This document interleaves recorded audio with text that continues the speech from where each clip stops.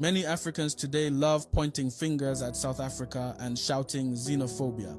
But the truth many people do not want to confront is that a lot of those same Africans come from countries that are deeply xenophobic themselves.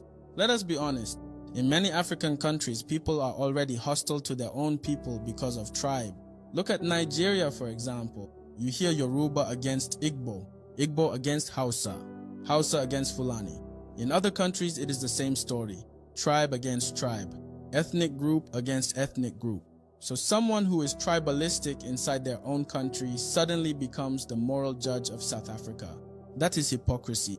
If you cannot tolerate your own brother because he comes from a different tribe, how do you suddenly become an expert on xenophobia in another country? Now let us talk about another argument people love repeating. They say white people built South Africa. First of all, let us ask a simple question. Even if white South Africans built parts of the economy, what did they use to build it? Did they bring gold from Europe? Did they bring diamonds from Europe? Did they bring platinum from Europe? No, they used South African land, South African minerals, and the labor of black South Africans. So the idea that white people magically built South Africa alone is historically dishonest. Now let us flip the argument. If you say white people built South Africa, what does that say about the rest of Africa? Because most African countries have been ruled by black leaders for more than 60 years since independence. Black presidents, black ministers, black governments. So if your country is still struggling today, blaming white people in South Africa is not an argument. It is an excuse. Instead of insulting South Africans online every day, Africans should start asking their own leaders serious questions. Why are our economies weak?